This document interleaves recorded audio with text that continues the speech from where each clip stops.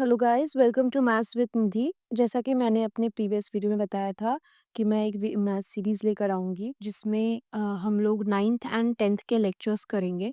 So basically class 9 and class 10 के lectures होंगे। ठीक है, क्लास 9 में हम लोग लेक्चर के साथ साथ एनसीईआरटी के एग्जाम्पल्स भी करेंगे। ठीक है, अलॉन्ग विद दैट अगर आपका कोई डाउट होगा तो फिर डाउट सेशन भी रखेंगे। अगर आपका कोई डाउट है तो आप कमेंट में मेंशन कीजिएगा, फिर एक डाउट सेशन होगा और हम लोग उसको सॉल्व करेंगे और समझेंगे। ठीक है, एंड क्लास 10 में हम लोग एनसीईआरटी से एग्जाम्पल्स करेंगे, R S Agarwal and R D Sharma के भी एग्जाम्पल्स हम करेंगे। ठीक है, अलॉन्ग विद दैट हम लोग चैप्टर के साथ साथ ही जो प्रीवियस ईयर क्वेश्चंस होंगे, previous year questions last 5 years के सॉल्व करेंगे। ठीक है, और जिस क्वेश्चंस में आपको डाउट होंगे आप वो मेंशन कर दीजिएगा इन कमेंट, तो हम लोग डाउट सेशंस भी रखेंगे। ठीक है, तो this is the whole agenda class 9 and class 10 के मैथ्स के लिए। ठीक है, तो let's start this video. Okay guys, let's start the first chapter of class 10 which is real numbers. ठीक है, रियल नंबर्स काफ़ी छोटा चैप्टर है, उसमें सिर्फ दो ही इंपॉर्टेंट टॉपिक्स है जो आपको पढ़ने हैं। एक होता है जो LCM and HCF and second proving irrationality of a number. ठीक है, तो क्लास 9th में आपने ऑलरेडी रियल नंबर्स क्या होते हैं, रैशनल नंबर्स क्या होता है, इरेशनल नंबर्स क्या होता है, आपने ये पढ़ा था, है ना। तो इस चैप्टर में हम लोग मान लेंगे कि लेट्स से कि √3 इज एन इरेशनल नंबर। तो √3 को आपको प्रूफ करना होगा that it is an irrational number. इस टाइप के क्वेश्चंस आते हैं and it is one of the most important questions, और ये अ, हर साल आता ही है। तो आप ऐसा अज्यूम कर लो कि ये आपके एग्जाम में भी आएगा। ठीक है, सो इसको चलो मैं हाईलाइट कर रही हूँ कि ये तो क्वेश्चन आना ही है एग्जाम में। चलिए, पहला क्वेश्चन तो मैंने आपको बता दिया कि इस टाइप से √3 √5 समथिंग रिलेटेड टू दैट आपको प्रूव करना होगा that it is an irrational number. ठीक है, तो आगे बढ़ने से पहले हम लोग इस चैप्टर में दो इंपॉर्टेंट कॉन्सेप्ट्स है उसको पहले समझेंगे। एक होता है यूक्लिड्स डिवीजन एल्गोरिथम। ठीक है, and second is fundamental theorem of arithmetic, the fundamental theorem of arithmetic. ठीक है, अब यूक्लिड्स डिवीजन एल्गोरिथम क्या बोलता है? It says that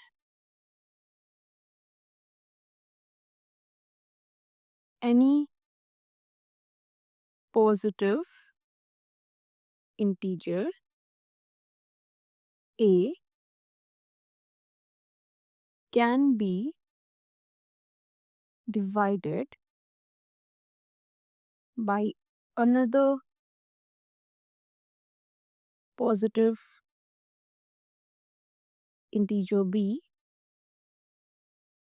in such a way that it leaves a remainder r which is smaller than b।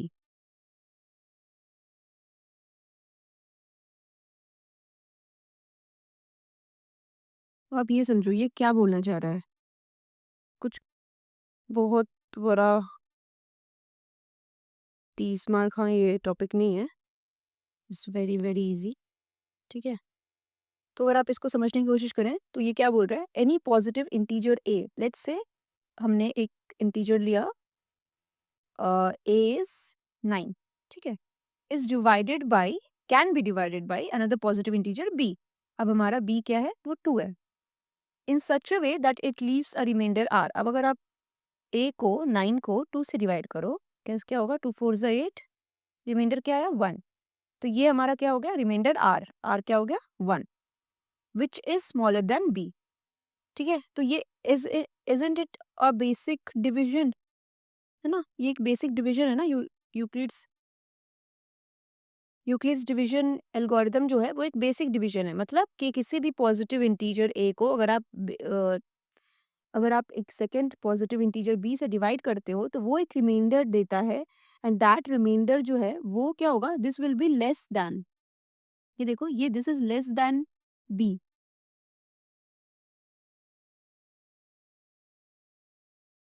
That will be less than B, मतलब as long as ये B से छोटा, ये 2 से छोटा नहीं होगा तो क्या आप डिवीजन रोकोगे, नहीं रोकोगे ना, आप कंटिन्यू करोगे डिवीजन को। तो बेसिकली जो यूक्लिड्स डिवीजन एल्गोरिदम है वो जो आप एक बेसिक डिवीजन करते हो दो नंबर्स का, बस वही है ना, बस इतना लंबा चौड़ा उन्होंने बता दिया है, but it is as simple as that. जैसे कि मान लो अब हमने लिया, लेट्स से 63 लेते हैं, ठीक है, अब इसको डिवाइड करते हैं 4 से, तो 4 से डिवाइड करना है तो क्या हो जाएगा, 4 वन 4, ठीक है, 642।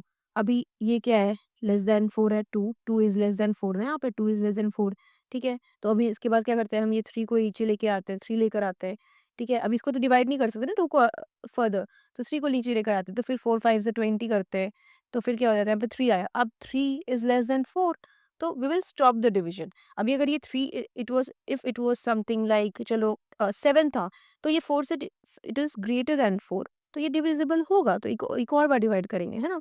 तो बस ये यही बोल रहा है that if any positive integer a can be divided by another positive integer b in such a way that it leaves a remainder r which is smaller than b, है ना। ठीक है, समझ गए, दिस इज बेसिक डिविजन। अब चलते हैं हमारे next topic which is the fundamental theorem of arithmetic. It is also very very simple, इसको समझेंगे। It states that every composite number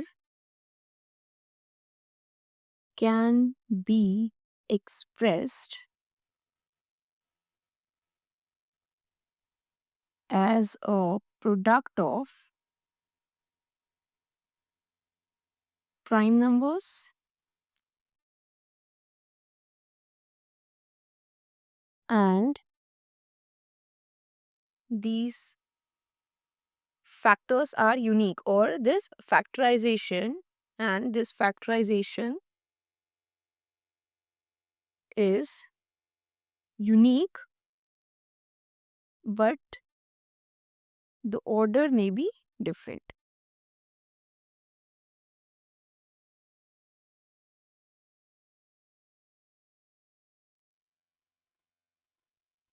ठीक है, अभी इसको समझते हैं। इतना हाई-फाई लैंग्वेज लिखते हैं ये लोग, काफ़ी ईज़ी है। लेट्स से एक नंबर है हमारा 8, ठीक है? अब 8, पहले तो आप ये बताओ कि प्राइम कंपोज़िट क्या होता है? प्राइम नंबर क्या होता है? कंपोज़िट नंबर क्या होता है? First of all we know that 1, 1 क्या है? Neither prime nor composite, okay, good. तो फिर प्राइम नंबर्स क्या होते हैं? Prime numbers are those numbers which have only 2 factors. कौन-कौन से? 1 एंड द नंबर इटसेल्फ, तो वो होते हैं प्राइम नंबर्स, है ना। जैसे कि 2, 3, 5, 7, 9 नहीं है, 9 के कितने फैक्टर्स हैं, 9 के अगर फैक्टर देखें तो 1, 3, 9, 3 फैक्टर्स है, this is not prime. 11, 13, dot dot dot dot, ठीक है। तो ये आपके प्राइम नंबर्स हो गए, अग्रीड। अभी जो नंबर्स प्राइम नहीं है उनको क्या बोलते हैं? Composite numbers. जैसे कि 9, this is a composite number, क्योंकि इसके और भी फैक्टर्स हैं except 1 and the number itself has, और दो फैक्टर्स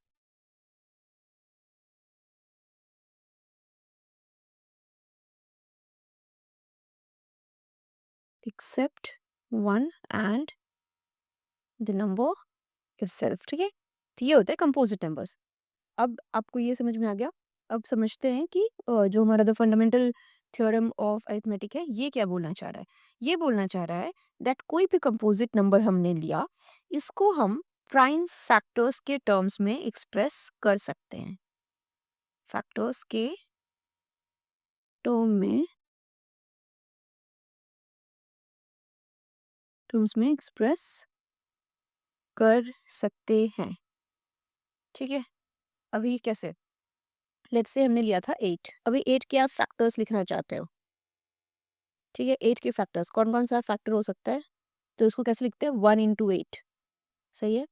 2 इंटू 4 लिख सकते हो आप। 3 इंटू समथिंग, नो। 4 इंटू 2 लिख सकते हो, ठीक है, एंड देन 8 इंटू 1। अभी मैंने इसको डायरेक्टली कैसे लिख दिया, जैसे आपने शुरू किया 1 से, ठीक है, तो आप 1 से गए तो एक फैक्टर हो गया आपका 1, सेकंड फैक्टर क्या है, एक ये हो गया, देन 2, देन थर्ड फैक्टर क्या है 4।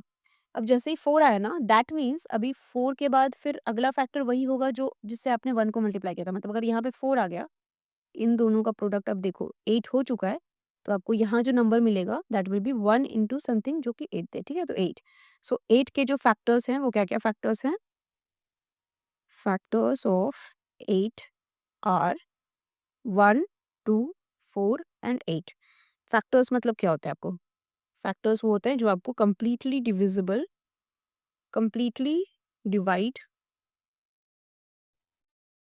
कर दे उस नंबर को, ठीक है, giving the remainder 0। Completely divide कर रहा है, कंप्लीटली डिवाइड कर रहा है मतलब रिमाइंडर क्या होगा 0, है ना। तो 1 भी डिवाइड कर सकता है, 2 भी, 4 भी एंड 8 भी। अब लेट्स से चलो एक और नंबर ले लेते हैं हम लोग, समथिंग लेट्स से 192, ठीक है। अब इसके फैक्टर्स आपको लिखने हैं, तो इसको कैसे लिखोगे आप, 1 इंटू 192, पहला तो यही है। सेकंड 2 इंटू लिख सकते हो, 2 से डिवाइड होगा ये, यस, 2 से कितनी बार में डिवाइड होगा, 2 9 ज़ा 18, 2 6 ज़ा 12, 96 टाइम्स। 3 से सोचो डिवाइड होगा क्या, 3 9 2 11 1 12 2 1 3, यस 3 से भी डिवाइड होगा ये, 3 से डिवाइड करके देखो, 3 6 ज़ा 18, 3 4 ज़ा 12, 64 टाइम्स, ठीक है। 4 से डिवाइड होगा क्या, 4 से डिवाइड करो, 4 4 ज़ा 16, 8 ज़ा 32, 48 टाइम्स। 5 से नो, ऑब्वियसली नॉट, बिकॉज 5 से क्या, या तो 0 होगा या तो 5 होगा। 5 के कितने आते हैं, 5 10 15 25 20 25, है ना। तो यूनिट डिजिट में या तो 5 या तो 0 होता है 5 में, है ना। तो ये 5 से डिवाइड नहीं होगा। 6 से डिवाइड करके देखते हैं, 6 से करो, 6 3 ज़ा 18 एंड 6 2 ज़ा 12, 32 टाइम्स, 32 टाइम्स, ठीक है। अब 7 से क्या ये डिवाइड होगा, 7 से डिवाइड कर लेते हैं, 7 से 7 2 ज़ा 14, 32 नहीं होगा, नो नॉट पॉसिबल। 8 से, 8 से करो, 8 2 ज़ा 16, 32, 8 4 ज़ा 32, ठीक है। 9 से होगा क्या, 9 2 11 1 12 2 1 3, 9 से नहीं होगा, ठीक है। आपको पता है 9 से जो भी नंबर्स डिविजिबल होते हैं उनका सम जो होता है, सम ऑफ डिजिट्स जो होते हैं वो 9 होना चाहिए, डिजिट्स 9 होना चाहिए, ठीक है। जैसे 9 18 27 36 45, आप ऐड करके देखना, डिजिट्स का सम है वो 9 है, ठीक है। अब 9 से नहीं है, 10 से नहीं है, ऑब्वियसली यूनिट डिजिट 0 नहीं है, तो 10 से भी नहीं है। और 11 से डिवाइड होगा क्या, 2 + 1 3, 9 - 3 6, नो 11 से भी नहीं होगा। आप 11 से डिवाइड करो इसको, लेट्स सी यहाँ पे मैं करती हूँ, ठीक है। 11 से 192, 11 1 ज़ा 11, 82, नॉट पॉसिबल, ठीक है। और 12 से करके देखते हैं, 12 12 1 ज़ा 12, ठीक है, आया क्या 7 72, 16 टाइम्स, ठीक है। 13 से, 13 1 ज़ा 13, 62, नॉट पॉसिबल। 14 से, 14 1 ज़ा 14, 52 नहीं होगा। और 15, 15 से भी नहीं होगा। 16 से, अब देखो अब यहाँ पे 16 से हुआ, 16 से कितनी बार में होगा, 12 टाइम्स में। अब आप देखो ये रिवर्स हो गया ना, यहाँ पे आप चेक करो एट दिस पॉइंट, 12 इंटू 16 हमने लिखा था, यहाँ हमने क्या लिखा, 16 इंटू 12। दैट मीन्स अब आपका जो मल्टीप्लीकेशन इज कम्यूटेटिव, मतलब 12 इंटू 16 भी वही है, 16 इंटू 12 भी वही है। अब आगे के जो फैक्टर्स होंगे ना वो ऐसे चलेंगे, यहाँ पे 24 इंटू 8 होंगे आपके, फिर होगा 32 इंटू 6, 48 इंटू 4, आप चेक करोगे तो ऐसा ही आएगा, ठीक है। 64 into 3, 96 into 2 and 192 into 1। That means यहाँ से यहाँ तक ये जो आपके फैक्टर्स थे, ऐसे आपके फैक्टर्स होते हैं, ये आपके सारे फैक्टर्स मिलेंगे, ठीक है। तो अगर हम लिखना चाहते हैं फैक्टर्स ऑफ 192 आर, कौन कौन से फैक्टर हो गए, 1 2 3 4 6 8 12 16 24 32 48 64 96 एंड 192, हो गया। अब इसमें से ये जो फैक्टर्स हैं, तो अब इसमें से प्राइम फैक्टर्स कौन कौन से हैं, ठीक है। तो अब ये जो सारे हैं ना, ये आपके फैक्टर्स हैं। मतलब अगर आप 1 इंटू 192 करते हो तो भी 192 आता है, 2 इंटू 96 करते हो तो भी आता है, ठीक है। तो हमें क्या करना है, हमें प्राइम फैक्टर्स निकालने हैं। Prime factors of 192।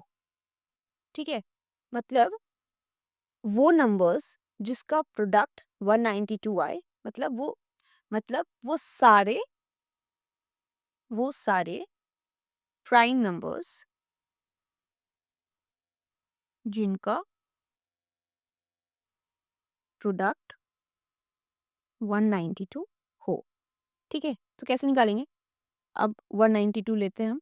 ठीक है, पहला प्राइम नंबर आपको क्या पता है? 2। 2 से इसको डिवाइड करते हैं। 2 9 ज़ा 18, 2 6 ज़ा 12। ठीक है, फिर क्या यहाँ पे मैंने लिखे ऐसे प्राइम नंबर्स। ठीक है, डॉट डॉट 2 है, तो क्या ये 2 से दोबारा डिविजिबल है? है, तो फिर से आप 2 लिखो। 2 4 ज़ा 8, 2 8 ज़ा 16। क्या ये डिविजिबल है 2 से? Yes. 2 24 times, 2 12 times, 2 6, then 2 3। Now क्या 3 2 से डिविजिबल है? नहीं है, तो अगला प्राइम फैक्टर क्या है? 3, तो हम 3 लिखेंगे। 3 1 ज़ा 3। अब 1 तो neither prime nor composite, and of this division. तो अब 192 को आप क्या लिख सकते हो? 192 को आप लिख सकते हो ना, 2 into 2 into 2 into 2 into 2 into 2 into 3। देखो, 2 इंटू 2 इंटू 2 इंटू 2 इंटू 3, है ना? 6 टाइम्स 2 है। मल्टीप्लाई करके आप देखो, ये हो जाएगा 64 इंटू 3 192। ठीक है, तो क्या ये एक कंपोजिट नंबर है? और क्या हमने इसको ये प्राइम नंबर्स के टर्म्स में एक्सप्रेस किया है? यस, प्राइम नंबर्स के टर्म में एक्सप्रेस कर दिया, है ना? ये किया ना हमने। तो एक कंपोजिट नंबर को हमने प्राइम नंबर्स के टर्म में एक्सप्रेस कर दिया, मतलब उसके प्रोडक्ट का जो वैल्यू है वो कंपोजिट नंबर है। ठीक है, तो फंडामेंटल थ्योरम्स ऑफ अरिथमेटिक यही तो बोल रहा था कि हर कंपोजिट नंबर एक प्रोडक्ट ऑफ प्राइम नंबर्स के टर्म्स में एक्सप्रेस किया जा सकता है। ठीक है, अभी ये वाला पार्ट हो गया। अभी लेट्स से एक और अगला कोई कंपोजिट नंबर हम लोग लेते हैं, उसको चेक करते हैं क्या वो एक्सप्रेसिबल है। लेट्स से एक कंपोजिट नंबर है हमारे पास और 78। ठीक है, this is a composite number. तो अब इसके प्राइम फैक्टर्स लिखते हैं। तो 78 है, पहला प्राइम नंबर जो हमें पता है वो क्या है? 2। 2 से इसको डिवाइड करते हैं। 2 3 ज़ा 6, 2 9 ज़ा। अब क्या ये 2 से डिविजिबल है? नहीं, तो अगला प्राइम नंबर जो हमें पता है वो क्या है? 3। 3 से डिवाइड करो। 3 1 ज़ा 3 13। क्या ये 3 से डिविजिबल है? नहीं। अगला प्राइम नंबर क्या है? 5। डिविजिबल है? नहीं। 7 नहीं। नेक्स्ट 11 नहीं। नेक्स्ट प्राइम नंबर जो हमको पता है वो क्या है? 13। तो यहाँ 13 लिखा, तो ये क्या हो गया? 1। तो अब 78 को आप क्या लिख सकते हो? 2 into 3 into 13। Are all of these prime numbers? Yes, ये सारे के सारे प्राइम नंबर्स हैं। Is this is a composite number? Yes, this is a composite number. तो एक कंपोजिट नंबर को आपने प्राइम नंबर्स के प्रोडक्ट के टर्म्स में एक्सप्रेस कर दिया है, which is stated by the fundamental theorem of arithmetic. बस यही होता है ना। अब सोचो, उसका जो सेकंड पार्ट था वो क्या था? That these factors are unique, मतलब 78 को आप कहीं भी रहो, ठीक है, 78 को क्या आप 2 इंटू 5 इंटू 13 लिख सकते हो? नहीं लिख सकते, है ना? उसको आप 2 इंटू 7 इंटू 13 लिख सकते हो? नहीं लिख सकते। उसका सिर्फ वन एंड ओनली सोल्यूशन क्या है? 2 इंटू 3 इंटू 13, है ना? क्योंकि ऑब्वियसली आप 2 इंटू 5 इंटू 13 लिखोगे तो 78 नहीं रहेगा, कुछ और बन जाएगा, 130 बन जाएगा, है ना? तो इसका this is these prime factors are unique, और आप नहीं, कोई भी बंदा कहीं भी बैठ कर लिख रहा हो वो यही प्राइम फैक्टर्स लिखेगा for 78।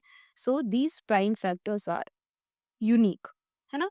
But we already know that multiplication is commutative. पता है ना आपको? मल्टीप्लीकेशन इज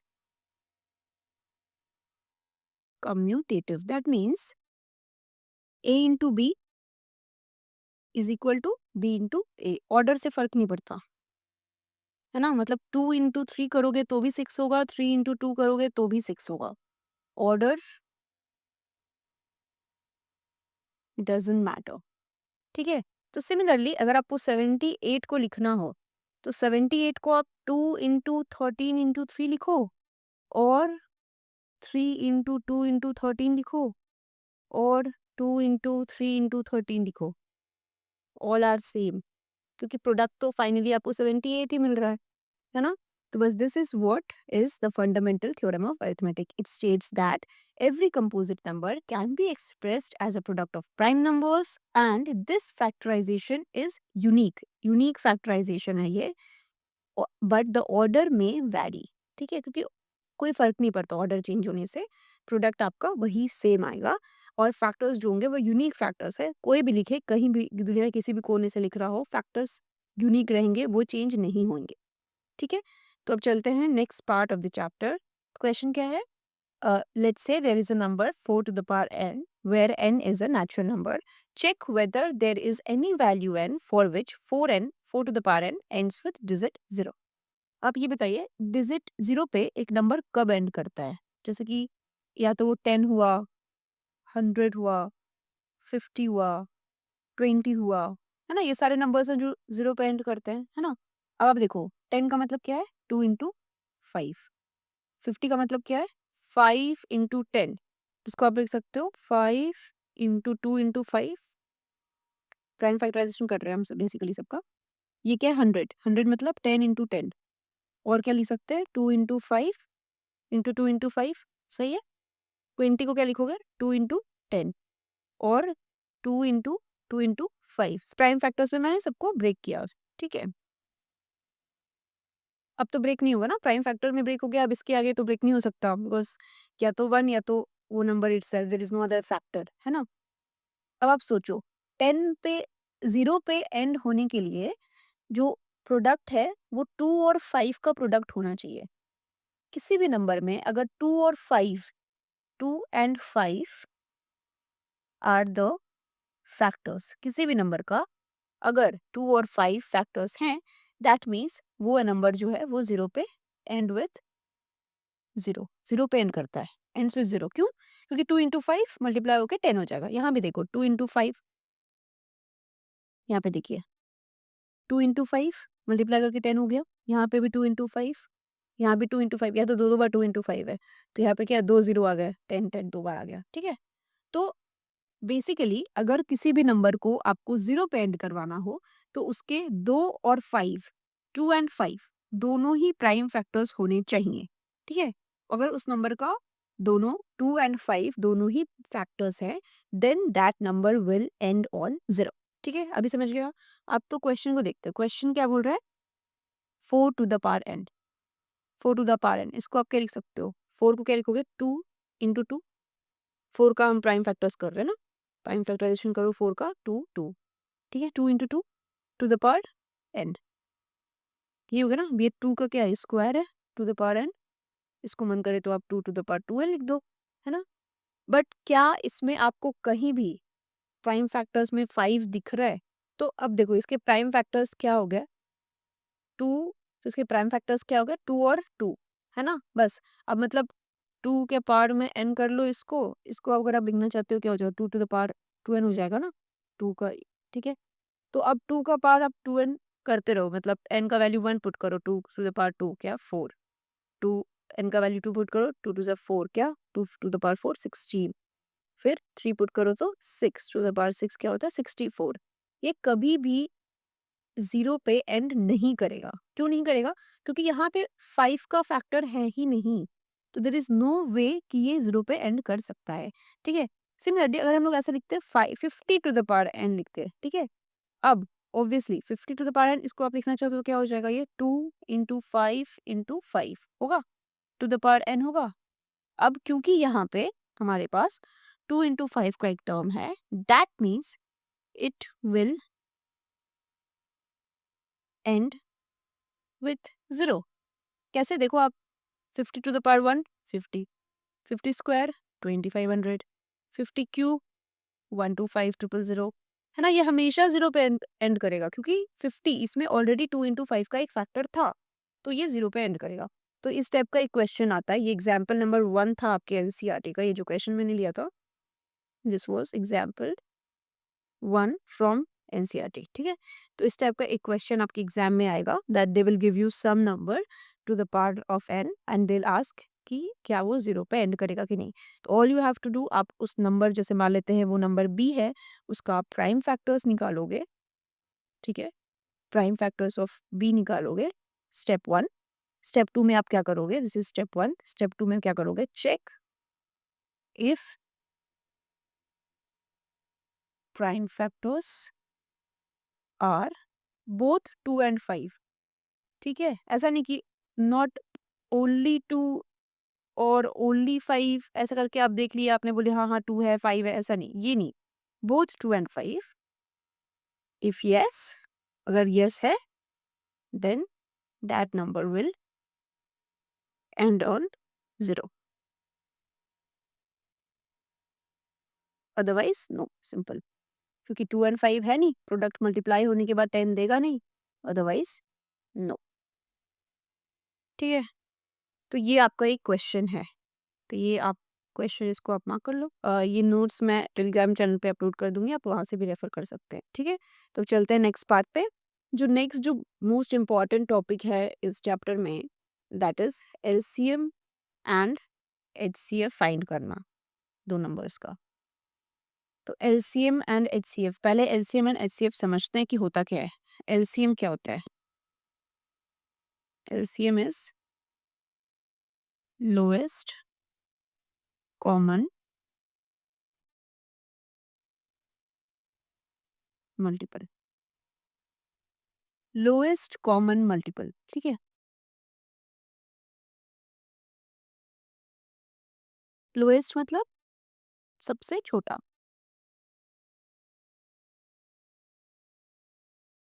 कॉमन मतलब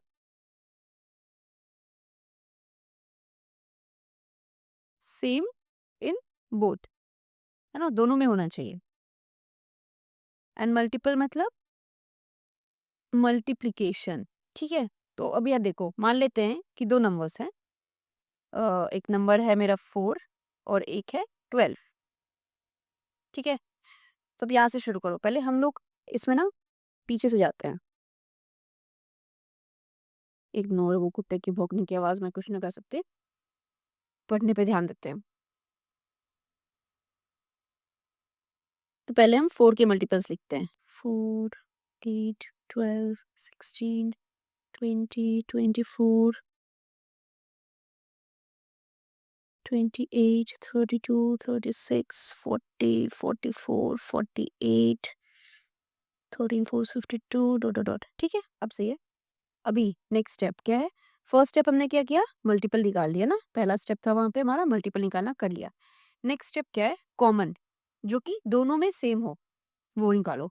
कौन है इसमें, क्या है, 12 है, इसका सेम क्या है, 12 है। 24 इसमें भी है, उसमें भी है ना। 36 इसमें भी है, उसमें भी है।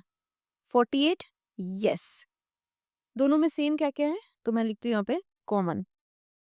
कॉमन क्या क्या है, 12, 24, 36, 48, ये सारे ही कॉमन है, और भी आगे कॉमन होंगे obviously because this are multiples, तो वहाँ पे कॉमन मिलेंगे, ठीक है। थर्ड स्टेप, जो आपका थर्ड स्टेप है, थर्ड स्टेप क्या है मेरा, लोएस्ट, मतलब सबसे छोटा। पहले आपने क्या किया, आपने मल्टीपल निकाल लिया, सेकंड आपने कॉमन चेक किया, एंड देन आप चेक करोगे कि सबसे छोटा कौन सा है। सबसे छोटा कौन है, ये कौन सा सबसे छोटा है, this one, 12। 12 is the lowest, that means अगर हम लोग बात करें, अगर आप एलसीएम समझना चाहते हो तो एलसीएम मतलब lowest com LCM of 4 and 12, अगर आप चेक करोगे that means lowest common multiple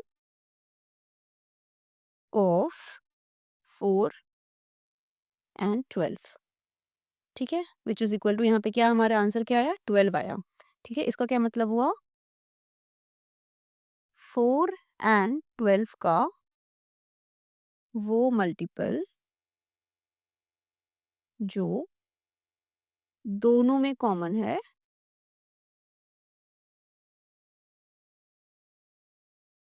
and वो सबसे छोटा है, ठीक है, मतलब 4 एंड 12 का सबसे छोटा कॉमन मल्टीपल, दैट्स इट। ठीक है, तो वो आंसर क्या है, 12 है। अब हम लोग लेट्स से कि एक मैं हाईलाइट कर रही हूँ उसको। ठीक है, अभी हम एक नंबर लेते हैं, कुछ भी ले लेते हैं, वो 6 एंड 52। ठीक है, 6 एंड 52, 6 के मल्टीपल्स लिखते हैं, एलसीएम निकालना है। ठीक है, एलसीएम ऑफ 6 एंड 52, 6 के मल्टीपल्स लिखते हैं, 6, 12, 18, चलिए मैंने यहाँ तक लिख दिया। ठीक है, अब 52 का देखते हैं, 52 के मल्टीपल्स लिखते हैं, 52 2 ज़ा 104, 3 ज़ा 156, 4 ज़ा 208, मैंने इतना लिखा ही नहीं आगे। ठीक है, इतना। अब क्या नेक्स्ट स्टेप क्या करेंगे, कॉमन मल्टीपल्स ढूंढेंगे। कॉमन ढूंढो, रेड से ढूंढ रही हूँ मैं। 52 क्या यहाँ पे था, 6 में 52 नहीं था। 104 था क्या, नहीं था। 156 है क्या, यस। आगे आगे होगा, अभी मेरे में इतनी हिम्मत नहीं और आगे लिखने की। ठीक है, तो this is the common, starting तो कॉमन का यही है ना, स्टार्टिंग क्या है 156, आगे में भी XYZ कुछ भी हो सकता है। अब आपको क्या करना है, लीस्ट बताना है, लीस्ट कॉमन। ऑब्वियसली 156 है, इसके आगे का जो भी होगा वो मल्टीपल वो इससे तो बड़ा ही होगा। ठीक है, तो लीस्ट क्या हो गया 156, that means LCM of 6 and 52 is 156। समझ में आया, हमने क्या किया, हमने मल्टीपल्स लिखे, उनका कॉमन ढूंढा और उसका लीस्ट ढूंढा। तो बेसिकली आपको अगर पहला सबसे कॉमन मिल गया that means that is the least, तो आप उसको ही सीधा एलसीएम मान सकते हो। ठीक है, ये जो हो गया, ये एकदम डेफिनेशन के ऊपर फंडामेंटल तरीका है एलसीएम बनाने का, बेस्ड ऑन डेफिनेशन। अब ये हमारा फर्स्ट मेथड था एलसीएम का, मेथड 1 एलसीएम निकालने का, because it is basis on the fundamental, बिल्कुल उसके डेफिनेशन पे। ठीक है, अब लेट्स से मेथड 2 जो हमने बचपन में शायद सीखा था, क्या था, मान लो 6 और 52 का ही करना हो तो हम क्या करते थे, इस टाइप से केवल बनाते थे। पहला प्राइम फैक्टराइजेशन करते थे बेसिकली। पहला क्या था, 2 से स्टार्ट होता है, 2 प्राइम फैक्टर है तो 2, 2 3 से 6, 226 था। ठीक है, नेक्स्ट देखेंगे 2 से फिर से ये 3 तो 3 रहेगा, नॉट डिविजिबल, और फिर ये हो गया 2 13 टाइम्स। ठीक है, अब 3 और 13 तो ये दोनों ही प्राइम नंबर्स है, अभी कुछ भी आगे करने का मतलब नहीं बनता। 3 करोगे तो ये 1 और 13 होगा, फिर 13 करोगे, तो सारे प्राइम नंबर्स यहाँ पे आ गए। तो ये क्या हो गया, 2 इंटू 2 इंटू 3 इंटू 13 एलसीएम, ये हुआ ना, ऐसे ही सॉल्व करते थे। वो क्या हो गया, 2 2 ज़ा 4 इंटू 3 इंटू 13, 13 4 ज़ा 52 इंटू 3, 6 5 3 ज़ा 15, 156 ईजिएस्ट है ना। यहाँ से हमने टेबल बनाया, वहाँ से आंसर आ गया, सेम आंसर आया ना, आप चेक करना। यहाँ भी 156 आया था लोएस्ट कॉमन मल्टीपल से, यहाँ से भी 156 ही आया, जो हमने प्राइम फैक्टर से हमने बचपन में सीखा था। चलो हम लोग दूसरे नंबर से लेते हैं, कोई भी दूसरा नंबर ले लो, 78 और 154 ले लेते हैं, मुझे नहीं पता क्या है इसका, बस मैं बता रही हूँ। ठीक है, तो 2 कितने बार में आएगा, 39। ठीक है, 2 यहाँ पे देखो तो 77 टाइम्स।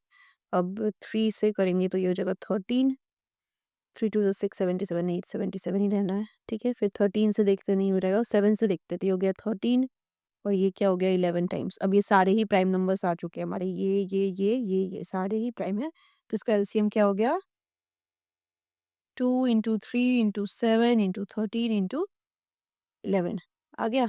अभी इसका प्राइम मल्टीप्लाई कर दो तो 2 3 ज़ा 6, 7 ज़ा 42, 42 इंटू 13 इंटू 11, 13 2 ज़ा 26, 2 13 4 ज़ा 52, 254 इंटू 11, 6 6 4 10 5 4 9 1 10 का 0 1 6 6006, आई एम नॉट श्योर ये करेक्ट है कि नहीं, 6006। ठीक है, तो ये एलसीएम है। अब ये एक तरीका है, ठीक है, जो हमने बचपन में सीखा था। अब आते हैं हम मेथड सी पे, मेथड 3। बेसिकली एग्जाम में आपको ऐसे ही क्वेश्चंस आएंगे, ऐसे ही बनाने के लिए। ठीक है, अब आप देखो, पहला जो लिया था हमने एग्जाम्पल 6, और 52 का एग्जाम्पल लेके चलते हैं, ठीक है। तो आपको क्या करना है, प्राइम फैक्टराइजेशन करने हैं दोनों के, ठीक है। 6 का करो, 6 का क्या होगा 2 इंटू 3, और तो कोई प्राइम फैक्टर्स है नहीं इसमें। 52 का करो, 52 का 2 इंटू, कैसे करते हैं प्राइम फैक्टर्स, यहाँ पे रखते हैं 2 से करते हैं 26, फिर से 2 से डिवाइड हो रहा है तो 2 पे रखते हैं, फिर 3 से 4 से जो भी अगला प्राइम नंबर है उससे करते हैं, तो 13 ही है बेसिकली। तो क्या हो जाएगा 2 इंटू 2 इंटू 13, ठीक है। अब ये हो गया। अब ये आपके प्राइम फैक्टर्स आ गए, जो हमने फंडामेंटल थ्योरम ऑफ अरिथमेटिक में सीखा था कि एक कंपोजिट नंबर को आप प्राइम फैक्टर्स के टर्म्स में एक्सप्रेस कर सकते हो, वो यूनिक प्राइम फैक्टर्स होंगे and order is not important, ठीक है। अब क्या करना है, एलसीएम निकालने के लिए ना आपको पहले इसको एक्सपोनेंट्स के टर्म में लिखना होगा। जैसे कि 6 को आप क्या लिखोगे 2 इंटू 3, है ना, बिकॉज एक एक पावर ही है दोनों में। 52 को आप क्या लिख सकते हो, 2 2 बार है, उसको क्या 2 स्क्वायर लिख सकते हो, है ना, 2 स्क्वायर इंटू 13 का पावर है 1, 3 का पावर 1, 2 का पावर 1। अब लोएस्ट कॉमन मल्टीपल एलसीएम, इसका एक ट्रिक, इसमें क्या करते हैं, जो हाईएस्ट पावर वाला टर्म होता है वो लिखते हैं,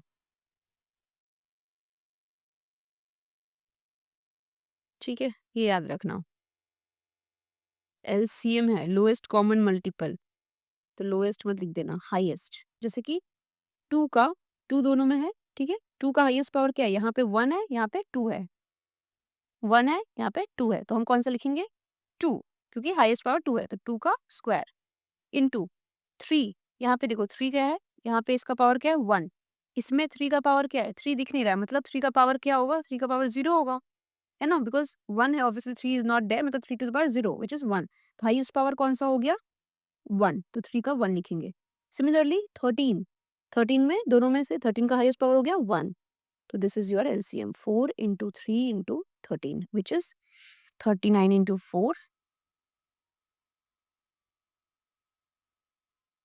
156, यही था ना एलसीएम बस। तो अब इसको आप 2-3 बार प्रैक्टिस करोगे तो आपको समझ में आ जाएगा, ठीक है। एलसीएम में क्या करते हैं, दोनों में से जो हाईएस्ट पावर होता है वो लिखते हैं, ठीक है।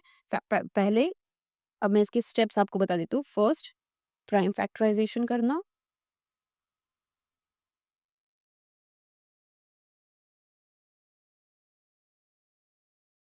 जो भी कॉमन टर्म्स होंगे उनको एक्सपोनेंट्स के टर्म्स में, उसको एक्सपोनेंट के टर्म में एक्सप्रेस करना, एक्सपोनेंट में एक्सप्रेस करना, ठीक है। देन लास्ट में क्या करना है, हाईएस्ट पावर वाला टर्म लिखना है,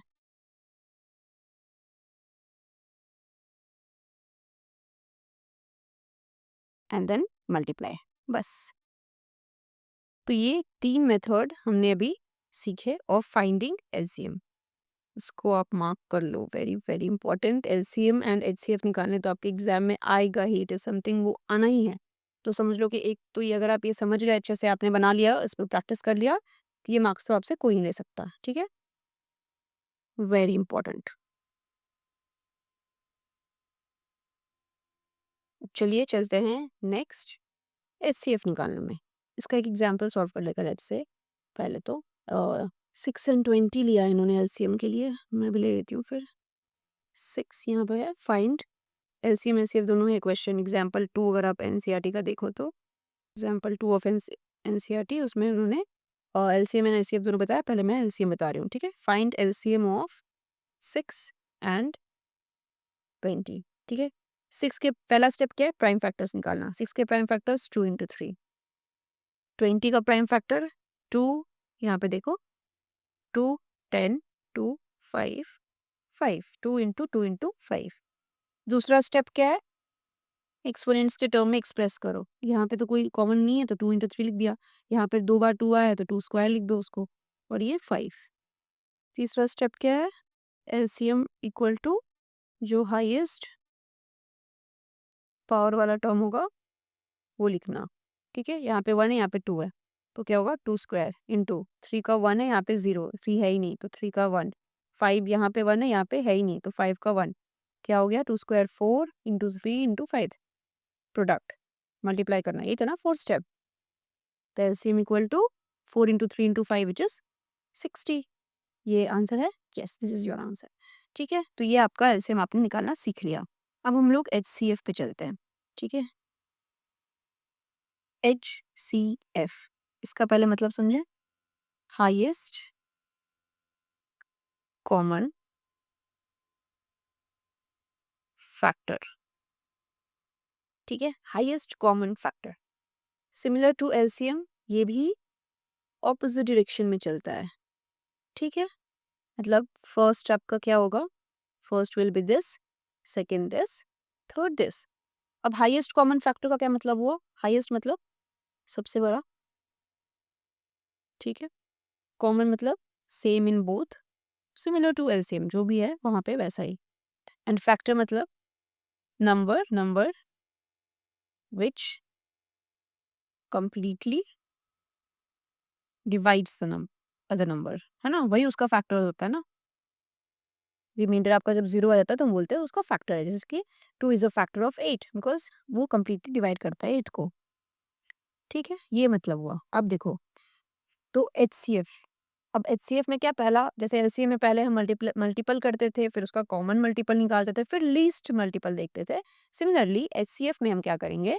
फर्स्ट स्टेप हम चलेंगे, पहला स्टेप होगा हमारा स्टेप 1, फैक्टर निकालेंगे। स्टेप 2, कॉमन देखेंगे, दोनों में से कॉमन फैक्टर देखेंगे। एंड स्टेप 3, जो हाईएस्ट फैक्टर होगा वो देखेंगे। समझ गए? चलो अब हम एग्जाम्पल वाला नंबर लेके चलते हैं। ठीक है? तो पहले तो फर्स्ट मेथड से शुरू करते हैं, मेथड 1, जो डेफिनेशन पे बेस्ड है। डेफिनेशन पे बेस्ड मेथड है, जिसमें कि पहले फैक्टर निकालेंगे, फिर कॉमन निकालेंगे, फिर उसका हाईएस्ट देखेंगे। क्वेश्चन क्या है? 6 एंड 20, ये आपका एग्जाम्पल 2 का भी मैं ले रही हूँ। 6 एंड 20 का उन्होंने एचसीएफ निकालने बोला है।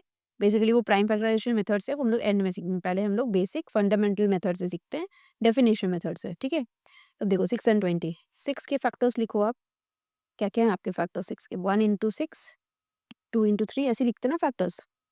2 इंटू 3, फिर 3 इंटू 2। तो मैंने बताया था अगर ये सेम अगर रिवर्स में आ जाए दैट मीन्स आपको वहाँ पर स्टॉप कर देना, आगे लिखने की जरूरत नहीं है। आप ये समझ लो ये सारे आपके फैक्टर्स होंगे, मतलब 1 2 3 6, ये आपके 6 के फैक्टर्स हैं। तो यहाँ मैं लिख रही हूँ, factors of 6 are 1 2 3 and 6. Similarly, factors of 20 are क्या क्या है? 20 को देखो कैसे लिखोगे? 1 इंटू 20, 2 इंटू 10, 3 इंटू समथिंग होगा? नहीं होगा। 4 इंटू 5 होगा? यस।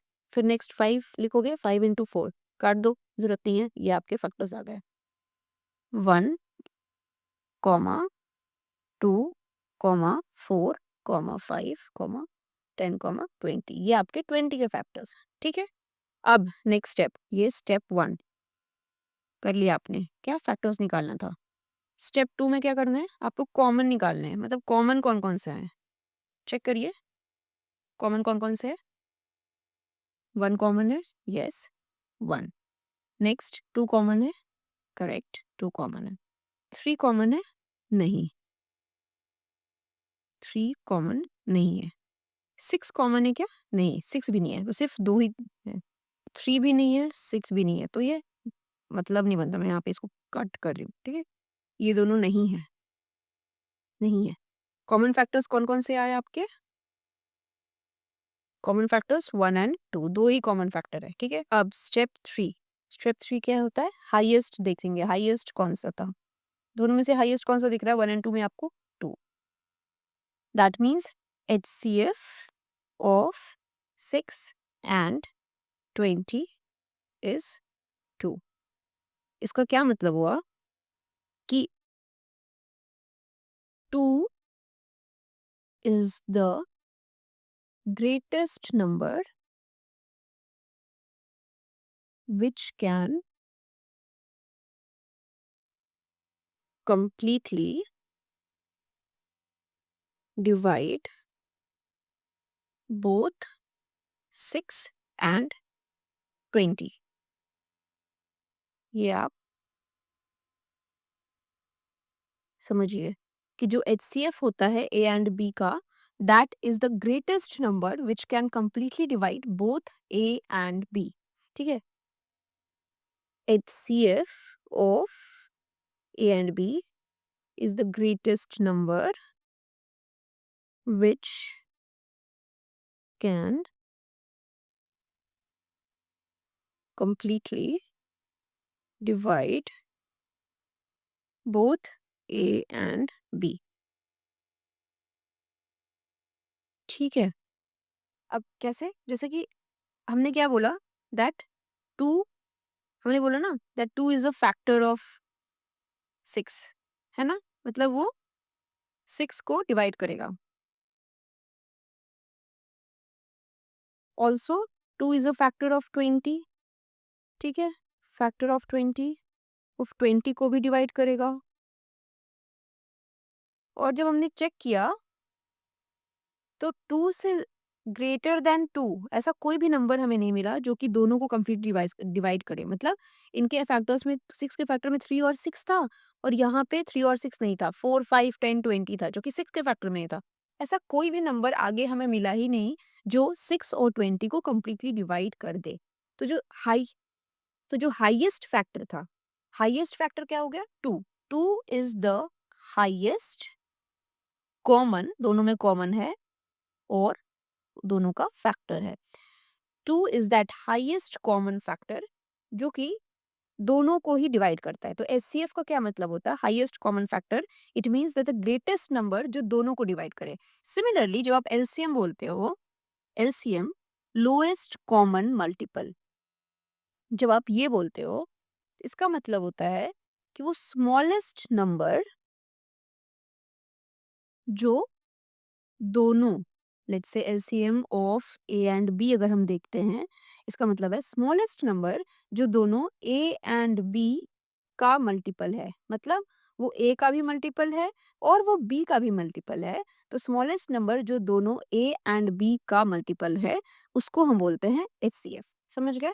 तो कभी कभी क्या होता है क्वेश्चन में ना, वो आपको ऐसे दिखता है कि find the smallest number which is a multiple of both 6 and 20. तो आपको वहाँ समझना पड़ेगा, आपको ये कंफ्यूजन नहीं हो जाए कि क्या निकालने बोल रहा है, वो आपको LCM निकालने बोल रहा है.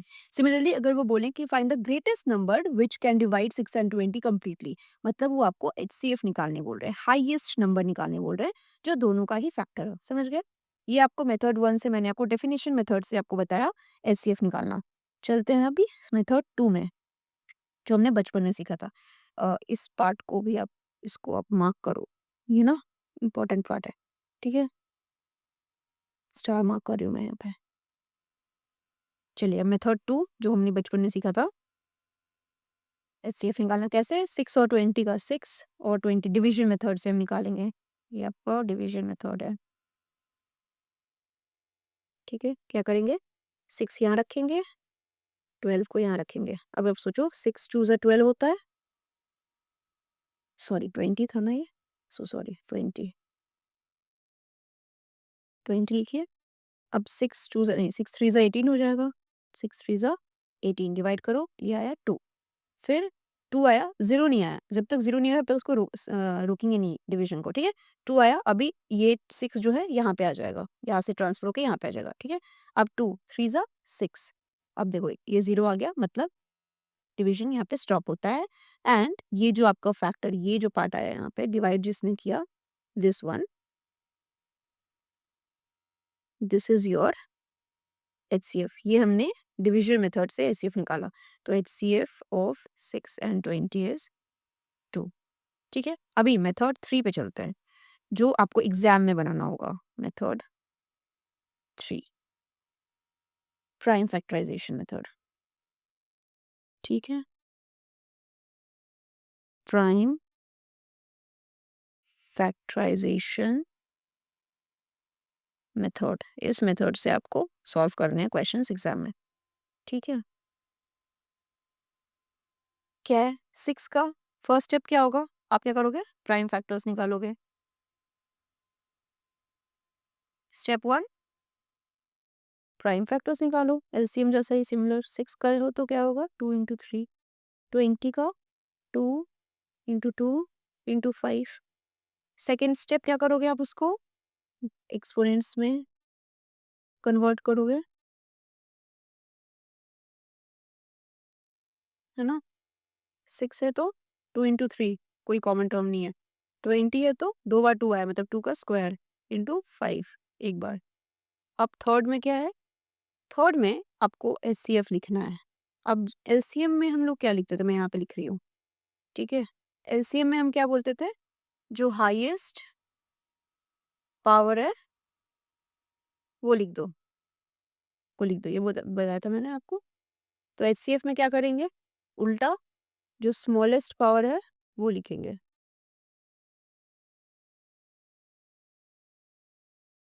बस इतना ही सिंपल है, ठीक है? क्या करेंगे? Smallest power HCF of 6 and 20 अगर आपको लिखना है तो क्या है? इसका पावर 1 है, इसका पावर 2 है, स्मॉलेस्ट क्या है 1, तो 2 का पावर 1 इंटू इसमें पावर 1 है, इसमें पावर क्या है 0, यहाँ पे 3 टू द पावर 0 है ना, ये क्या है 3 टू द पावर 0, तो क्या है स्मॉलेस्ट पावर क्या है 0, 3 टू द पावर 0 इंटू इसमें 5 है, इसमें 5 का पावर 0 है ना? कुछ नहीं है, मतलब 5 का पावर 0 है, 5 टू द पावर 1, ठीक है? तो ये हो गया 5 का पावर 0 है, मतलब यहाँ पे 5 टू द पावर 0 लिखूंगे, बस। तो क्या हो गया? ये 1 2 इंटू 1 इंटू 1, क्या आंसर आया? 2। क्या यही आंसर था? यस। तो बेसिकली आपको क्या करना है? एलसीएम निकालना है, तो जो हाईएस्ट पावर वाला टर्म होता है वो लिखते हैं, और जो एचसीएफ निकालते हैं तो जो स्मॉलेस्ट पावर वाला टर्म होता है वो लिखते हैं।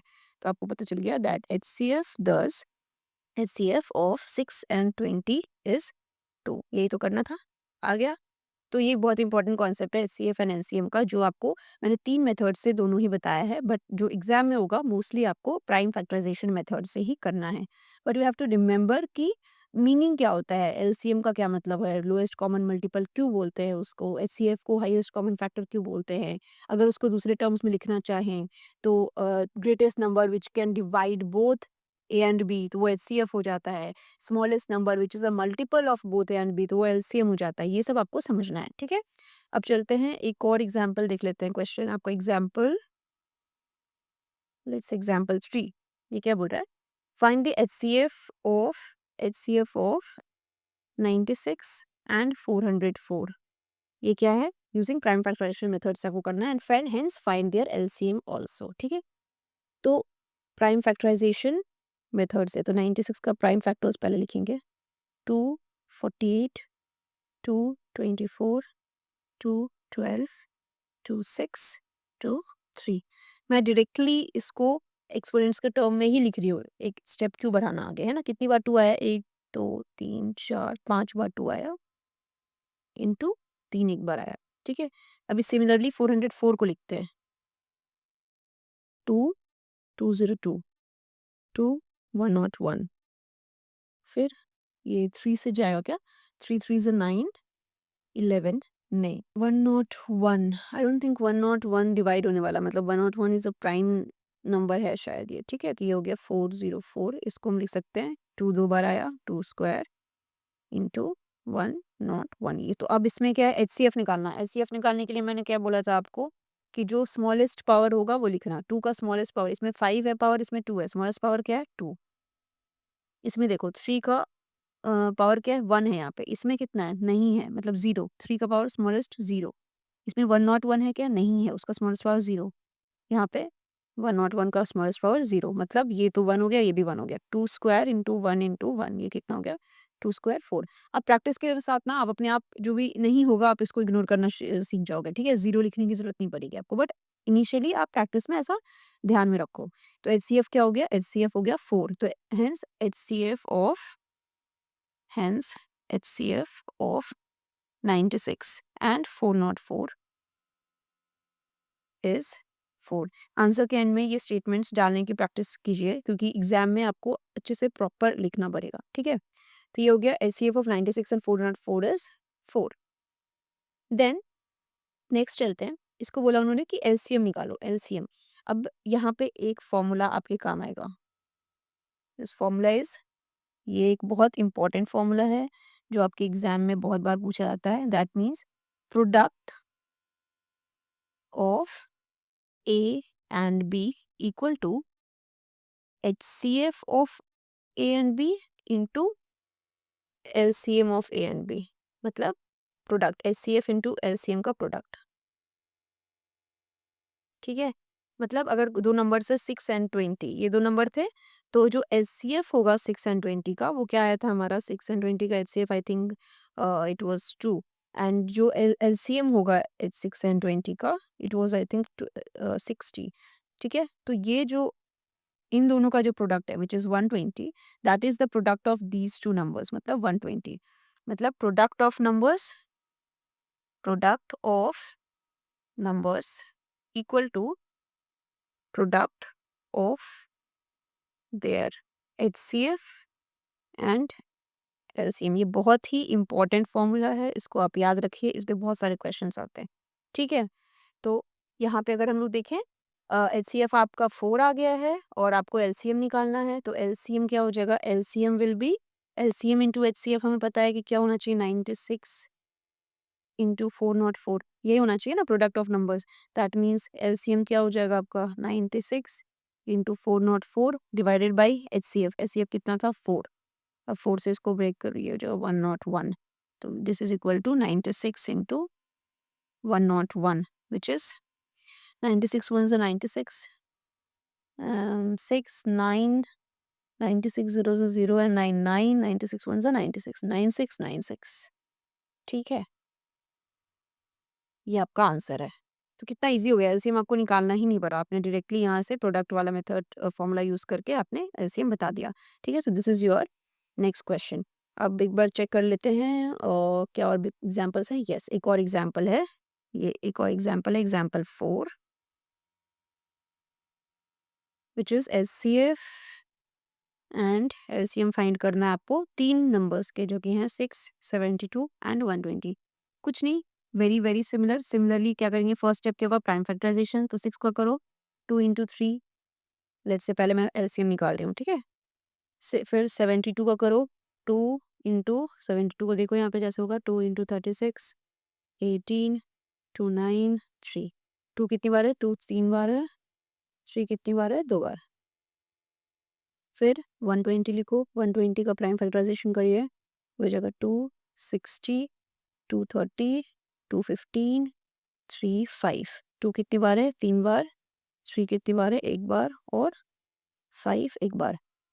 प्राइम फैक्टराइजेशन कर लिया मैंने, तो अभी मैं यहाँ पे एलसीएम कर रही हूँ। एलसीएम निकालने के लिए क्या करेंगे, highest power, LCM of 6 7, highest जो पावर है वो देखेंगे। 2 का पावर यहाँ 1 है, इसमें 3 है, 3 है, तो हाईएस्ट पावर क्या है 3 इंटू 3 का पावर 1 है, 2 है, 1 है, हाईएस्ट पावर क्या है 2। 5 का पावर यहाँ पे 0 है, 0 है, 1 है, मतलब 5 का पावर 1, क्या हो जाएगा 2 क्यूब 8 इंटू 9 इंटू 5, 8 5 ज़ा 40, 9 ज़ा 360 इज योर एलसीएम। ये एक आपका आंसर आया 360, ठीक है? नेक्स्ट एचसीएफ निकालने के लिए क्या करेंगे, जो स्मॉलेस्ट पावर होगा वो देखेंगे। स्मॉलेस्ट पावर तीनों में देखो आप, 2 का पावर 1 3 3 है, स्मॉलेस्ट क्या है 1, इसमें 3 का पावर 1 2 1, 3 का पावर 1, एक में 5 का पावर 0 1, तो 0, तो ये क्या हो जाए 2 3 ज़ा 6, ठीक है? 2 3 ज़ा 6, 6 इज योर एचसीएफ। तो एचसीएफ एंड एलसीएम हमने फाइंड कर लिया, ठीक है? अब आप अगर ये यहाँ पे ये सोच रहे होंगे ना, that product of HCF and LCM will be equal to product of the 3 numbers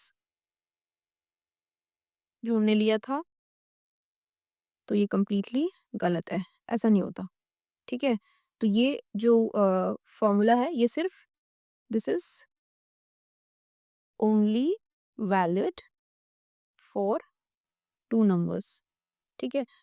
3 numbers का एक अलग से फॉर्मूला होता है जो कि एग्जाम में पूछा नहीं जाता, स्टिल आपके बुक में है तो मैं बता देती हूँ। 3 नंबर्स का जो फॉर्मूला होता है उसमें क्या होता है, दैट अगर आपके पास 3 नंबर्स का जो फॉर्मूला होता है वो होता है LCM of P Q R, अगर दिया हुआ है that will be equal to product of the numbers into उस उनके एचसीएफ का प्रोडक्ट डिवाइडेड बाय हर 2 नंबर का एचसीएफ और उसका product, P into Q, Q into R और पी इंटू आर। मतलब कोई भी 3 नंबर लोगे आप 2 3 5, ठीक है?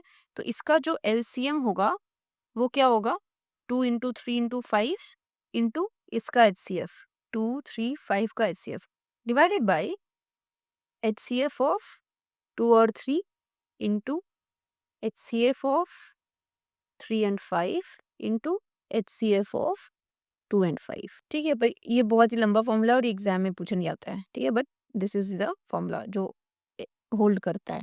सिमिलरली अगर आपको HCF देखना है तो HCF ऑफ अगर PQR तीन नंबर्स हैं, उनको क्या करना है, तो उनका प्रोडक्ट हो जाएगा इनटू उनके LCM का प्रोडक्ट डिवाइडेड बाय हर एक का अपना अपना LCM, दो नंबर्स का LCM का प्रोडक्ट। ठीक है, ये आपका एक और फॉर्मूला, ये दो फॉर्मूला है जो होल्ड करते हैं फॉर 3 नंबर्स, एग्जाम में नहीं आते इसलिए नॉट सो इम्पोर्टेंट। ठीक है, अब चलते हैं नेक्स्ट। क्या और भी कोई क्वेश्चन है? मैं एक बार चेक कर लूँ। नहीं, और कोई क्वेश्चन नहीं है। एग्जाम्पल्स आप सॉल्व करना, आपको कोई डाउट हो तो please mention in the comment, मैं उसको ज़रूर सॉल्व करके आपको बता दूंगी।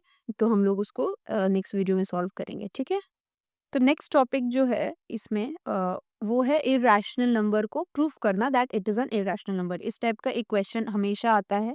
आप एक क्वेश्चन तो ये एकदम मैंडेटरी क्वेश्चन आप समझ लो, ये तो आना ही आना है। ये आपको 5 मार्क्स के हिसाब से ऐसा क्वेश्चन आता है जिसमें आपको दिया रहेगा proof that √3 is an irrational number और √2 इज एन इरैशनल नंबर और √5 इज एन। अब ये हम सबको पता है ये इरैशनल है, बट इसको प्रूफ करना आपको क्वेश्चन में आएगा। बहुत ही अजीब सा है, पता नहीं क्यों आता है, बट ठीक है। तो ये पढ़ने से पहले हम एक थ्योरम पढ़ेंगे which states that let p be a prime number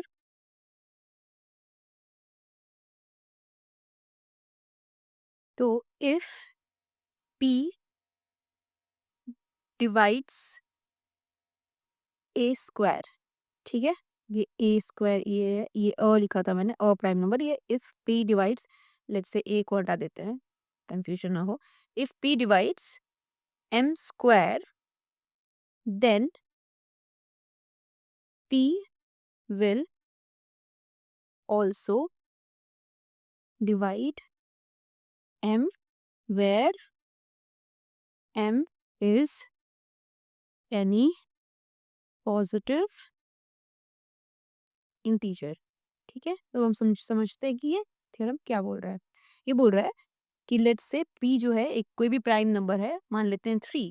ठीक है, तो p जो है अगर 12 स्क्वायर को डिवाइड करता है, 12 स्क्वायर मतलब क्या है, 144। क्या 3 144 को डिवाइड कर रहा है? 3 4 ज़ा 12, 3 8 ज़ा 48 टाइम्स।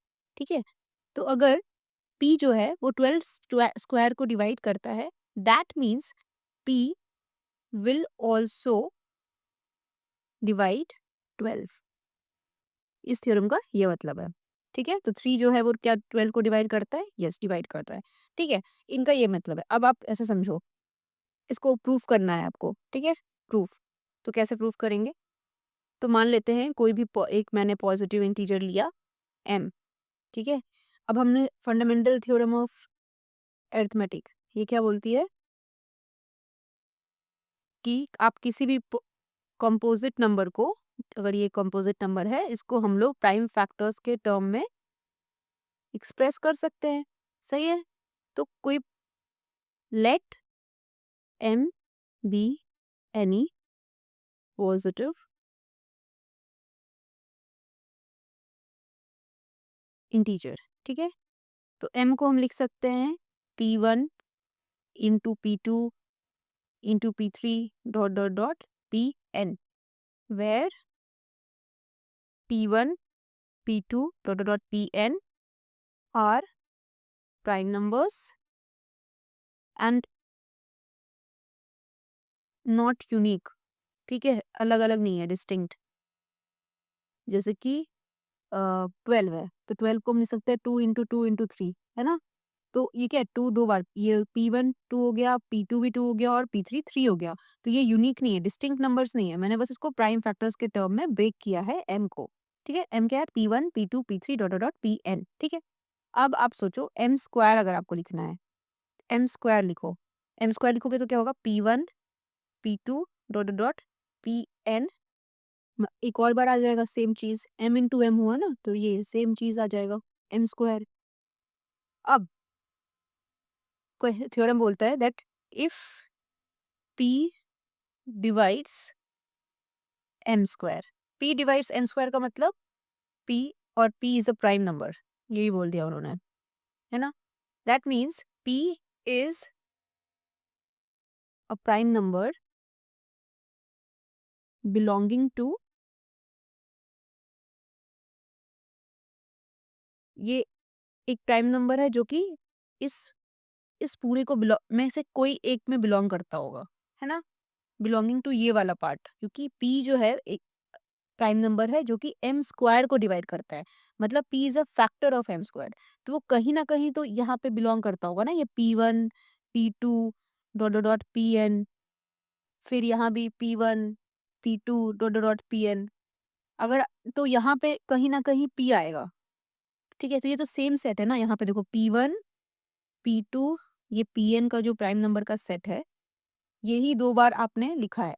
तो P इसमें से कहीं को बिलोंग करता होगा, इसमें बिलोंग करे या तो यहाँ, या तो यहाँ पे P या तो यहाँ आ जाए या तो यहाँ आ जाए, एक ही सेट है ना, दोनों तो सेम है।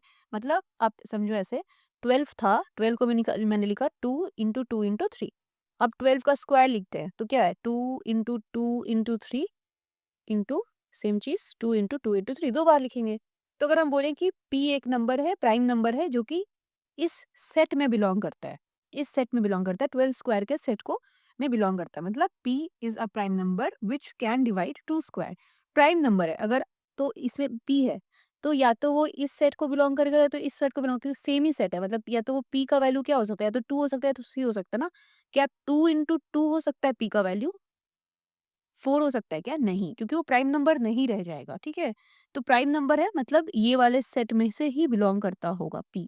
ठीक है, सिमिलरली तो यहाँ से हमको पता चला that P belongs to P1 और P2 और डॉट डॉट डॉट Pn, उसमें से कोई एक आपका जो वैल्यू है वो P है। ठीक है, तो अब आप सोचो कि ए स्क्वायर को अगर P डिवाइड कर रहा है, मतलब ए स्क्वायर का मतलब है P1 × P2 × dot dot dot Pn, same चीज रिपीट पे Pn, मतलब P यहाँ पे भी है, सेम ही सेट है, तो या तो P अगर इसमें से लेट से कि P जो mth टर्म था वो P है, Pm जो है वो P है, तो सेम यहाँ पे भी P है। ठीक है, तो अब ए स्क्वायर का अंडर रूट लेंगे हम, ए स्क्वायर मतलब ए निकालना है तो ए क्या हो जाएगा, ए निकालो, दैट इम्प्लाइज ए क्या होता है, under root of a square हुआ, square root of a square, square root of P1 P2 Pn, same चीज P1 P2 Pn। ठीक है, which is equal to P1 × P2 × P3 dot dot Pn, यही तो आया स्क्वायर रूट। ठीक है, तो अब इसमें से हमें ऑलरेडी पता है P is one of them, we already know that, है ना। 10 P अगर इसको बिलोंग करता है, that means P can divide A, sorry M लिया था हमने P कैन डिवाइड M, यहाँ भी M स्क्वायर लिख रही हूँ मैं। ठीक है, हमने टर्म जो लिया था वो M स्क्वायर लिया था। कैसे, P M as P is a prime factor of M, है ना। यहाँ से देखा हमने M को लिख लिया, हमने M को लिख सकते हैं हम P1 × P2 dot dot dot Pn, prime factors के टर्म में हम एक्सप्रेस कर रहे हैं, जिसमें से P ऑलरेडी यहीं पे किसी के बीच में कोई P है। ठीक है, that means P will also divide M। तो ये एक थ्योरम है, मतलब ये थ्योरम क्या बोलती है, if P is a prime number which divides क्या, M square, then P will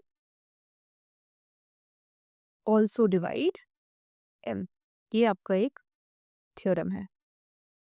ठीक है, अब चलते हैं इरेशनैलिटी प्रूफ करना, जो एक्चुअल में एग्जाम में आता है। ठीक है, ये थ्योरम उतना मुझे नहीं लगता ये एग्जाम में पूछा जाएगा। ठीक है, तो अब प्रूव करते हैं। तो let's prove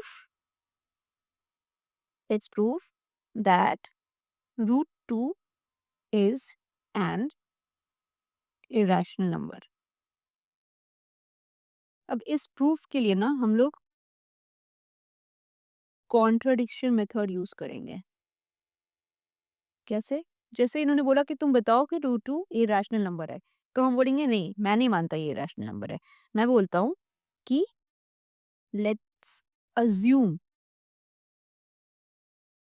that root two is a rational number. मैं बोलता हूँ ये रैशनल ही है, मुझे नहीं फर्क पड़ता, ये इरेशनल नहीं है, मैं नहीं मानता, मैं बोलूंगा ये रैशनल है। ठीक है, तो रैशनल है, दैट मीन्स रूट टू को हम आर बाई एस लिख सकते हैं, है ना, where R and S are integers and S not equal to zero. Rational का यही डेफिनेशन होता है ना, ये इंटीजर्स है and S not equal to zero. ठीक है, तो हम बोल रहे हैं root two is a rational number. अब इस रैशनल नंबर को ना ऐसे देखो, मान लो कोई रैशनल नंबर था 14/42, ठीक है, 14 integer, 42 integer, 42 not equal to zero. क्या आप इसको डिवाइड कर सकते हो? ये हो गया 14 वन जा, 14 थ्री जा, 1/3 आ गया। सिमिलरली कोई रैशनल नंबर था 2/81, क्या ये डिवाइड होगा आपस में? क्या इसको और ब्रेक कर सकते हो? नहीं कर सकते ना, 2 और 81। ठीक है, तो आप एक रैशनल नंबर को तब तक ब्रेक कर सकते हो जब तक वो को प्राइम्स ना आ जाए, को प्राइम्स में आपको मिल जाए। ठीक है, ये क्या है, को प्राइम है, 1 और 3 को प्राइम है, इन दोनों के बीच में 1 के अलावा कोई और फैक्टर नहीं है। सिमिलरली 2/81 ये भी को प्राइम्स है। क्यों? क्योंकि 1 के अलावा दोनों के बीच में कोई फैक्टर नहीं है। तो हम ऐसे अज्यूम करेंगे कि हम इसको इस तरह से ब्रेक करेंगे, वो डिवाइड करेंगे कॉमन फैक्टर से, ताकि हमको root two equal to p by q मिल जाए, where p and q are को प्राइम्स। ठीक है, and q not equal to zero. सही है, यहाँ पे हम आर बाई एस को फर्दर डिवाइड करेंगे ताकि पी बाई क्यू के फॉर्म मिल जाए, where p and q are को primes and q not equal to zero. Right, अब नाउ इस पार्ट को आप अलग रखो, ये मैंने समझाने के लिए था। ठीक है, दो स्क्वायरिंग बोथ साइड्स कर दो, squaring both sides, 2 equal to p square by q square हो जाएगा। ठीक है, that implies p square equal to 2 times of q square. एक इक्वेशन आपको मिला। ठीक है, p square equal to 2 times of q square. ठीक है, तो इसका क्या मतलब हुआ, दैट 2 जो है, पी स्क्वायर क्या है, 2, इसके दो फैक्टर्स आपको यहाँ पे दिख रहे हैं। ठीक है, 2 भी एक फैक्टर है, क्यू स्क्वायर भी फैक्टर है, that means P square is divisible bye 2, है ना, ये एक मिला आपको यहाँ से। ठीक है, दैट मीन्स अभी हमने देखा था कि अगर पी स्क्वायर 2 से डिविजिबल है तो P will also be divisible by 2। Agreed, ये एक स्टेटमेंट आपको मिल गया, एक स्टेटमेंट है that P will be divisible by 2। ठीक है, तो उसको लिखो नाउ, पी अगर 2 से डिविजिबल है तो हम पी को लिख सकते हैं p equal to 2 times of m, where m is any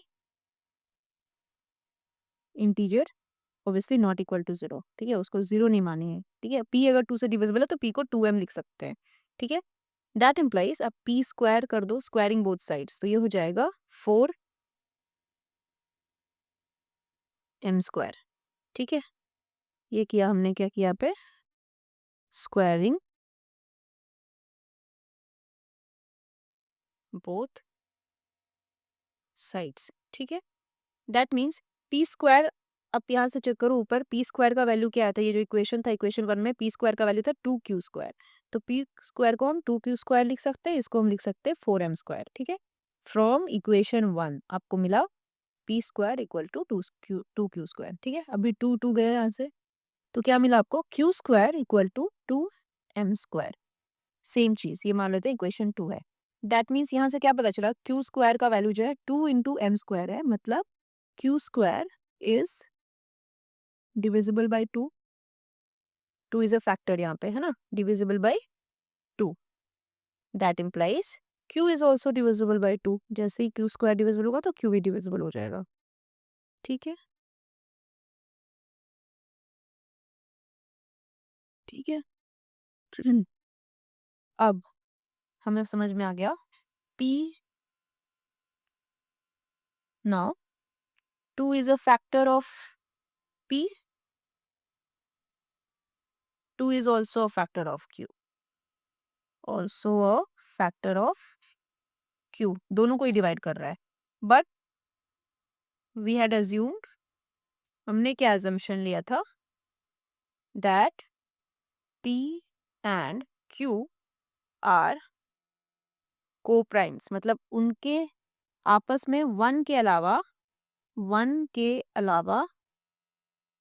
उनके कोई कॉमन फैक्टर नहीं है, ठीक है. बट अभी हमने जो ये लिखा that 2 is a factor of both p and q, तो दिस इज अ कॉन्ट्रडिक्शन, ठीक है.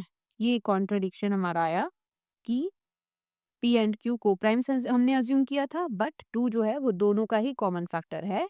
Hence this contradicts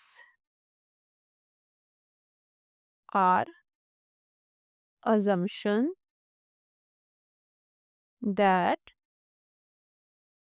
p and q are co-primes, ठीक है. Therefore our assumption that root 2 is a rational number is incorrect, ठीक है. हमने जैसे ही जो assumption लिया था कि रूट 2 रैशनल है, फिर वहां से हमने assumption लिया था कि ठीक है p एंड अगर रैशनल है तो p एंड q को प्राइम्स हैं, वही गलत हो गया. दैट मीन्स रूट 2 इरेशनल हो जाएगा, क्योंकि वो रैशनल का जो assumption था वो गलत हो गया, ठीक है, is incorrect. And so we conclude that root 2 is an irrational number. ये ऐसा करके आपका प्रूफ आएगा और आपको सॉल्व करना है, ठीक है. तो ये तो मैंने काफ़ी लंबा अभी समझाने के लिए किया है. फिर इसका अगर हम लोग प्रूफ करेंगे तो छोटा सा एक प्रूफ, नॉर्मल आपको क्या क्या लिख रहा है मैं बता देती हूँ एक एग्जाम्पल के थ्रू, ठीक है. तो एग्जाम्पल ले लेते हैं एनसीईआरटी का ही. एग्जाम्पल 5 है, उसमें बोल रहा है कि prove that root 3 is irrational. आपको प्रूफ करना है, प्रूव दिस, ठीक है. तो क्या सबसे पहले क्या लिखेंगे हम लोग प्रूफ में, प्रूफ स्टार्ट करेंगे. सबसे पहले हम लिखेंगे let's assume root 3 is rational. पहला अजम्पशन आपको ये सीधा बोलना है, रूट 3 रैशनल है, ठीक है. That means root 3 equal to p by q, where p and q are co-primes and q not equal to 0, ठीक है. को-प्राइम से मतलब इन दोनों के आपस में 1 के अलावा कोई फैक्टर नहीं है, q 0 के बराबर है, ठीक है. नाउ थर्ड स्टेप क्या करोगे, स्क्वायरिंग बोथ साइड्स. रूट 3 का स्क्वायर करो equal to p by q का स्क्वायर करो. That imply 3 equal to p square upon q square. That implies p square equal to, ये ऊपर चला गया, 3q स्क्वायर. ये इक्वेशन 1 मानो इसको, ठीक है. p square equal to 3q square हो गया, ठीक है. तो from equation 1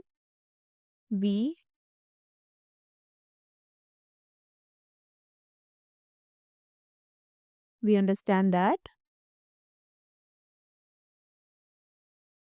3 is a factor of p square. That is, p square is divisible by 3, है ना.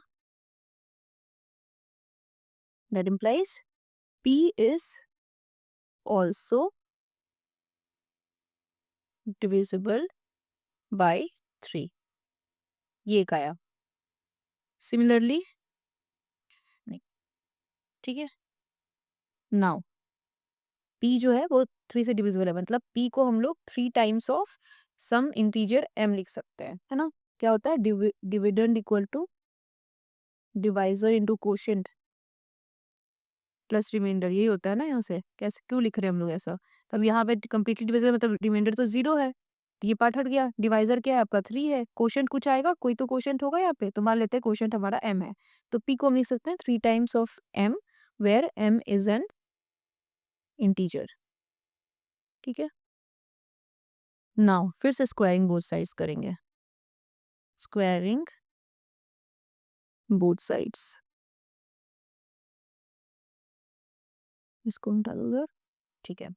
Squaring both sides we get p square equal to 9 of m square, है ना?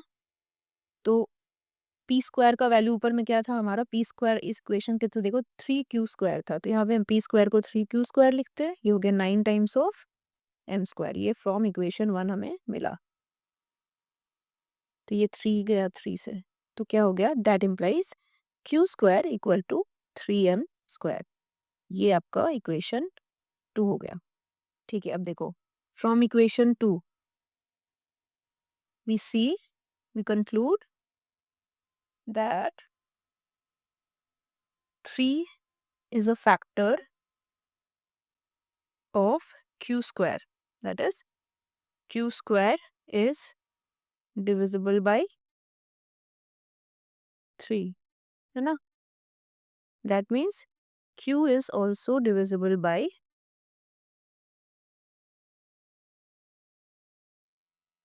3। ये एक और मिला आपको स्टेटमेंट, मान लेते हैं ये बी स्टेटमेंट है और ये जो स्टेटमेंट था ये ए स्टेटमेंट था। ए स्टेटमेंट बोलता है p is divisible by 3, B statement बोलता है q is divisible by 3। From statements a and b we say, we can say that we can say that P and Q both are divisible by 3. That means 3 is a common factor of both P and Q. Factor of both P and Q. However, it is a contradiction to our assumption that P and Q are को-प्राइम्स। हमने assume किया था कि P and Q को-प्राइम्स होंगे, but हमारा contradiction है कि 3 तो दोनों ही कॉमन फैक्टर, दोनों के कॉमन फैक्टर है, मतलब वो कॉन्ट्रडिक्शन है, ठीक है? This therefore our assumption is wrong, therefore our assumption is incorrect, तो हमारा जो भी अजम्पशन था वो इनकरेक्ट है, hence √3 is a rational and irrational number, है ना? हमने बोला था कि √3 जो है वो रैशनल है, p बाई क्यू के फॉर्म में है, p बाई क्यू को प्राइम्स है, बट ये अजम्पशन गलत हो गया। दैट मीन्स √3 जो है वो एक इरैशनल नंबर है, as mentioned in the question, ठीक है? तुमने ये प्रूव कर दिया। ऐसा एक सिमिलर एग्जाम्पल है, एग्जाम्पल 6, ये लास्ट होगा इस लेक्चर का, ठीक है? एग्जाम्पल 6 उसमें क्या है, वो बोल रहा है कि शो दैट 5 माइनस √3 जो है ये इरैशनल है, ये आपको प्रूव करना है, ठीक है? तो सिमिलरली स्टार्ट कहाँ से करेंगे, ये बोल के कि रैशनल है। Let's assume 5 minus √3 is rational, यहाँ से अजम्पशन स्टार्ट करेंगे, ठीक है? दैट मीन्स 5 माइनस √3 जो होगा वो p बाई क्यू के फॉर्म में होगा, p एंड q आर को primes and q not equal to 0 होगा, ठीक है? दैट इम्प्लाइज, अब आप सोचो 5 माइनस p बाई क्यू कर दो इक्वल टू √3 आ गया, ठीक है? 5 minus p by q equal to √3। अब इसको ऐसे लिखो, इसको हमने क्या किया, इसको इस साइड पे लेके आए यहाँ पे इस, ठीक है? अब देखो तो ये हो जाएगा 5q minus p upon q equal to √3। अब यहाँ से देखो, ठीक है? अब p बाई क्यू था, अब देखो p बाई क्यू, p और q दोनों इंटीजर्स थे, p और q दोनों इंटीजर्स है, मतलब 5q जो होगा 5q, ये भी इंटीजर है, ये इंटीजर है, ठीक है। p यहाँ पे क्या है, इंटीजर है। अब दोनों का डिफरेंस, इंटीजर का डिफरेंस, दो इंटीजर का डिफरेंस क्या इंटीजर होगा, तो न्यूमरेटर क्या आपका हो गया, यहाँ पे देखो न्यूमरेटर क्या हो गया, इंटीजर आया, ठीक है।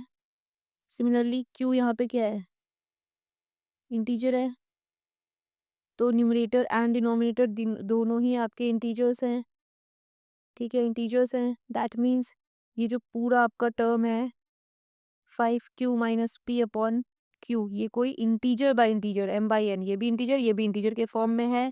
q नॉट इक्वल टू 0 है तो obviously n not equal to 0 होगा यहाँ पे। ये एक इंटीजर बाय इंटीजर का फॉर्म है, मतलब ये एक रैशनल टर्म है, ठीक है, ये एक रैशनल है। हावेवर √3 जो है ये इरेशनल है। अब आप रैशनल और इरेशनल को इक्वेट कर रहे हो, क्या पॉसिबल है, नो, ठीक है।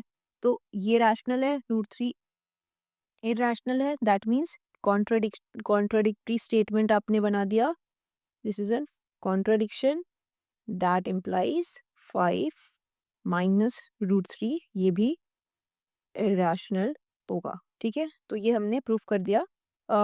ये इस टाइप का क्वेश्चन मोस्टली नहीं आता है डायरेक्टली, वो √3 √5 √2 ऐसे इरेशनल प्रूफ करने देंगे, बट स्टिल अगर आपको देखना है तो इस तरीके से वो सॉल्व हुआ कैसे। आपने LHS को आप चेक करोगे, LHS आपका रैशनल आ रहा है, आप RHS को चेक करोगे, RHS इरेशनल आ रहा है, और दोनों इक्वल साइन लगा है, that means this is not possible, ठीक है। अगर LHS रैशनल है तो RHS भी रैशनल होना चाहिए, बट यहाँ पे दिख रहा है कि √3 ये रैशनल है, that means LHS is not equal to RHS, तो ये कॉन्ट्रडिक्शन आपका गलत हो गया, ठीक है। तो with this we have come to the end of this lecture. आपको कुछ भी डाउट हो तो आप प्लीज़ कमेंट मेंशन कीजिएगा, मैं अगले लेक्चर में उसको सॉल्व कर दूंगी, ठीक है। और इसके बाद का नेक्स्ट जो वीडियो होगा उसमें RD शर्मा RS अग्रवाल के कुछ एग्जाम्पल्स हम लोग सॉल्व करेंगे अलॉन्ग विथ प्रीवियस ईयर, जो 5 साल लास्ट 5 ईयर के प्रीवियस ईयर क्वेश्चन हम लोग सॉल्व करेंगे, ठीक है। Thank you so much. Like share and subscribe, अपने फ्रेंड्स के साथ शेयर कीजिए, and see you in the next video, bye bye.